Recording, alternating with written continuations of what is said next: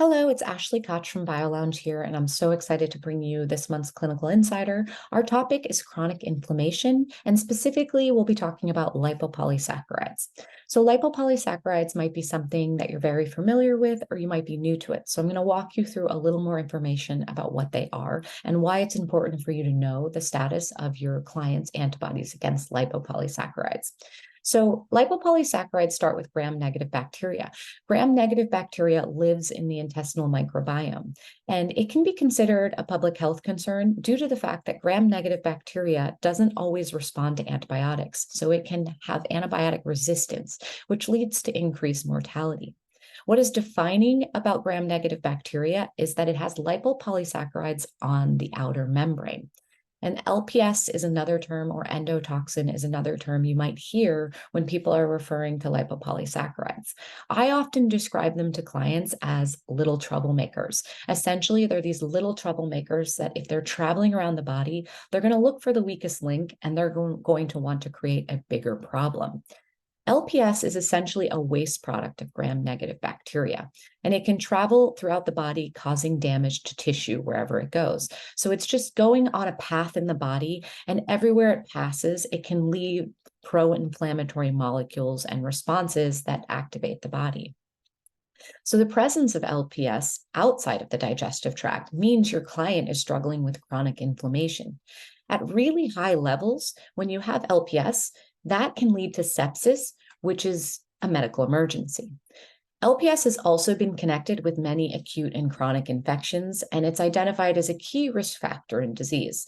Within our practice, we test for LPS. Specifically, we look at antibodies against LPS. So we'll look for IgA activity, IgG activity, and IgM activity. If you're familiar with antibodies, IgA, IgG, IgM, they're our body's defense system. So it's like the Army, the Navy, and the Air Force.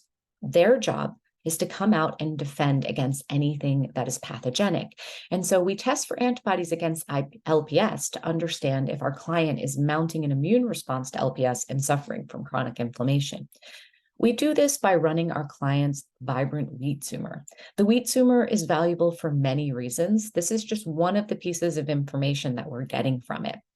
And so in running this, we can evaluate the presence of LPS and how severe the situation is. And that is one of the markers that allows us to really understand the total inflammatory state of our clients. So this pro-inflammatory molecule, LPS, if left unchecked, can lead to other problems. It has been connected to the pathogenesis of many diseases, including some of the things that we're encountering in practice and you're encountering in practice on a regular basis. So I've seen this in patients that are suffering from chronic pain, allergies, autoimmune activity or autoimmunity, metabolic disease.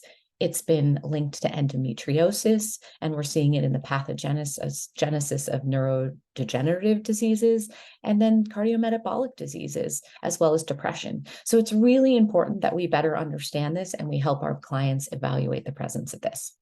If you're thinking about symptoms, so is there specific symptoms that my patient is going to present for that I should present with that I should consider this? And essentially, there's not really one symptom profile.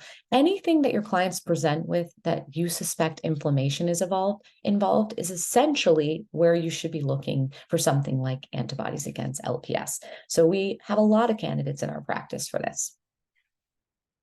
So let me guide you through our priorities in laboratory testing. So client comes in, they present with lots of symptoms that I suspect involve chronic inflammation. So from there, I would do some evaluations. First, I would definitely want a vibrant wheat sumer so I can evaluate the presence of LPS.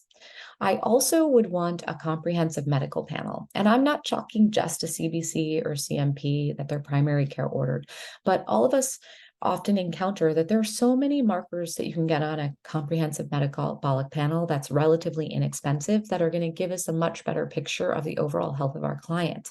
So I would want to include things that are going to tell me more about their inflammation. I often have clients come to me saying, oh, my primary care physician measured my inflammation and I'm fine.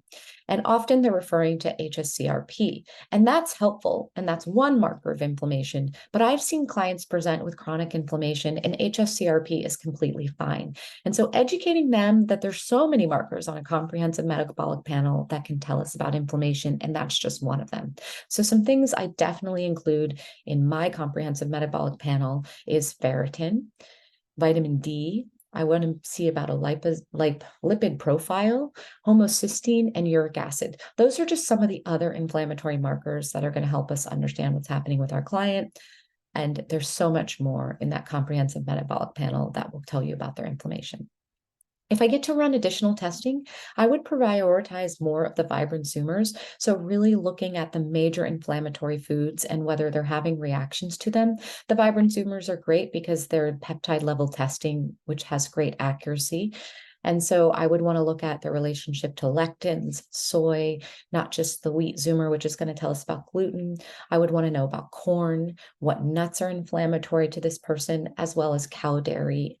So really running more zoomers is going to be helpful when I want to create an anti-inflammatory plan. And I also appreciate Vibrant's food sensitivity profiles, which have 200 other commonly eaten foods. When we think about what is causing the burden, so it's not just that gram-negative bacteria is a challenge, but what happens is gram-negative bacteria is getting through the intestinal barrier, the leaky gut, and then causing problems outside the digestive tract. And so when I think about what could be impacting the digestive tract, that we have this intestinal barrier breakdown, I have to think about the fact that there's infections that can be contributing to that. I have to think about toxins, and I also have to think about inflammatory foods and inflammatory diets. And so essentially, one of the other tests that I like to run when a client presents with something that I suspect is chronic inflammation is the para-wellness test. And that's going to tell us if there's a presence of yeast overgrowth, which yeast, you're going to have some of it, but if it's showing up in the stool, then we know we have an overgrowth, which is very inflammatory. And we've talked about yeast before here at Clinical Insider. And I'm also going to want to look for parasites, because parasites could be the infection that's contributing to the barrier breakdown. It's going to help me identify the ways I can build that barrier back up. Other tests that would be useful but are optional, so we can't always get all of these tests, but if we think they're important, I like to present them to my clients and not assume that they don't want to invest in them. But something like a Vibrant Gut Zoomer or a Genova GI-FX would be useful because we're really going to evaluate the entire microbiome, look at all the inflammatory markers, and identify digestive insufficiency in this client, which is going to help us rebuild the barrier and rebuild the gut. A micronutrient panel might be useful at some point because all of the nutrients are vital for repairing the situation.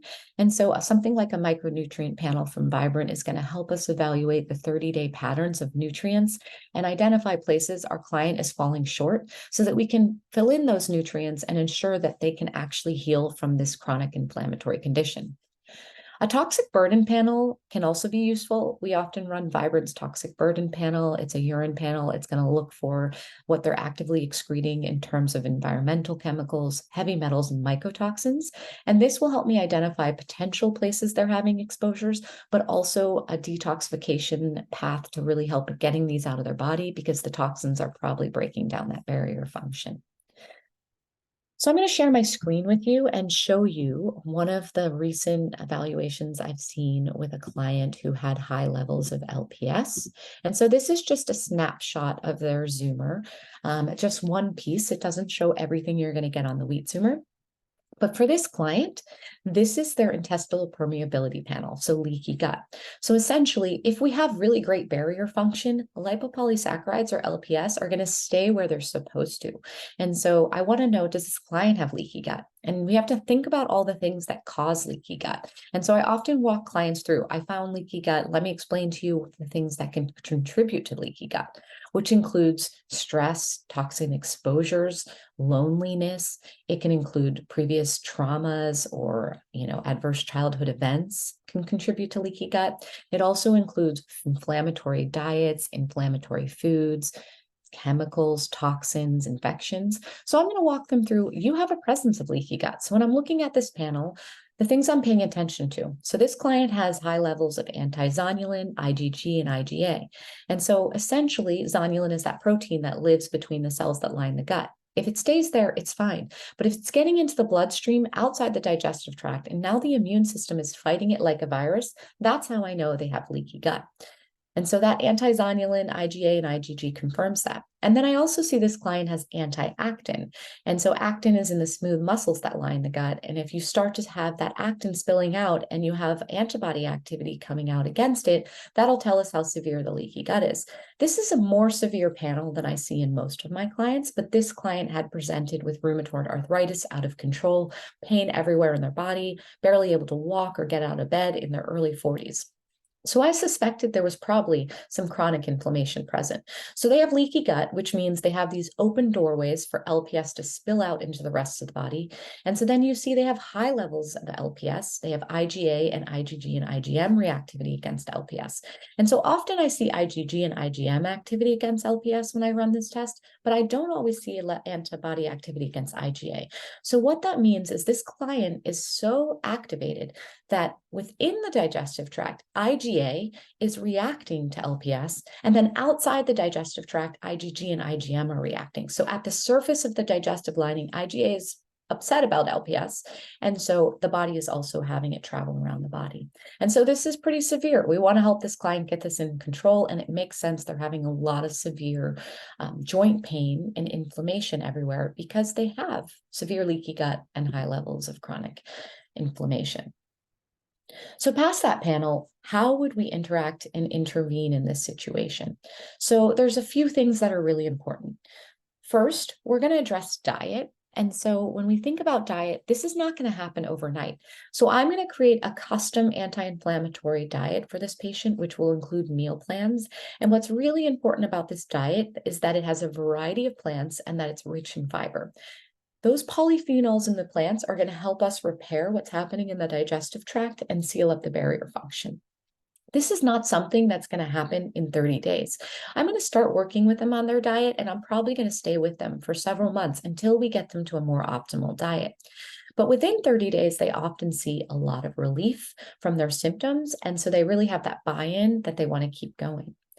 What's important, I tell my clients, is you can have the best diet in the world, but if you don't deal with something like chronic stress, which is breaking down that intestinal barrier function, you're not going to feel better. So I like to tell them that diet isn't the only way out. You really have to pay attention to all the risk factors. Another interesting piece is that we found in the research that ginger and turmeric combined when eating in your diet can really counteract that LPS. And so what's fascinating about that is that it's really talking about the plants in combination, which is why a plant-rich diet is important. So really working on that plant-rich diet, maybe playing with combinations or sharing recipes in your meal plan that include ginger and turmeric together. I also use philosophy fiber. So that fiber is made up of many different fibers that are going to get down to the colon, feed the bacteria, and create positive metabolites that are going to help us heal the situation. GI Revive is a really great product that's going to help us seal up the intestinal barrier integrity. And so it has many different nutrients in it that have been proven to be useful here. And then I also love Claire's probiotic. So it's called Target GBX, and there's research that you can take a look at in PubMed, which shows that Target GBX as a probiotic can clean up some of that LPS that is traveling around while you deal with all the lifestyle factors that created the problem. During this phase of healing, it's really important to support the liver. So there's probably some toxic burden that's contributing to this. And there's also going to be a lot of clearing of things that are burdening the body. And so having a multivitamin like Metagenics Accessendo or Clearvite CLA is going to help make sure your patient is going to excrete LPS properly. Another useful tool are omega-3s or SPMs from Metagenics. Our goal here is to reduce the oxidative stress, so that damage that's being created by the LPS, and to deal with inflammation. Other things I might consider, I like this Curaleaf from Integrative Therapeutics. It's new from them. It's actually a very bioavailable curcumin that can help us address inflammation. From there, I might have evaluated if my client has digestive insufficiency, or based on symptoms, I might guess that they do. And if you have digestive insufficiency, so if you're not making enough digestive enzymes, you're probably creating a really great environment for infections to grow and thrive. And so using a digestive enzyme during this state while we're trying to repair the digestive tract is important. So I often use Integrative Therapeutics Pamplex Phase 2 or Thorne Advanced Digestive Enzyme, which used to be called Biogest. And so I'm going to use these before meals and before multivitamins to really make sure we're accessing all of the nutrients, the fats, the proteins, and the carbohydrates in their food. I'm going to address risk factors. And so I really walk my clients through when you see this level of leaky gut, why is it happening? And I'm going to bring their attention to anything they might have told me in the initial appointment and anything we might have missed. So contributing factors to leaky gut include stress, trauma, loneliness, lack of community, infections, medication overuse. So I'm going to really address those risk factors as we're working together because I want to reverse this intestinal barrier dysfunction and I want to help them have long-term healing without the chronic inflammation.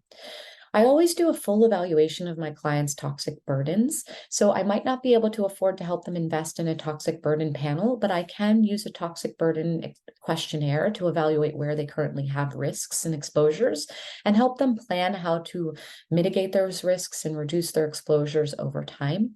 And that's not going to happen overnight. I don't want to throw that information at my client and leave them overwhelmed. But as I meet with them at each appointment, I might slowly unwind some of the places they're having exposures. That might be replacing plastics in the kitchen or having access to clean drinking water or bringing in an air filter in their bedroom so they have clean air while they're sleeping. Finally, if you get to work with the clients for a period of time, I do enjoy using the Prolon fast mimicking diet. So that's a 5-day fast mimicking diet that has been proven to reduce inflammation and to improve metabolic risk factors. And so depending on how long you're working with your client, you might use this once or several times to help reset that inflammation. But first, I'm going to really get their diet in order and remove some of the inflammatory foods and then transition them into something like a Prolon. So these are some of my favorite tools. Chronic inflammation is something all of us are encountering in practice. And I'd love to hear from you if you have any other great tools or things that you think are missing in addressing your client's chronic inflammation. Please share it with me. You can email us at learn@bioloungepdx.com. And if not, we'll see you at next month's Clinical Insider.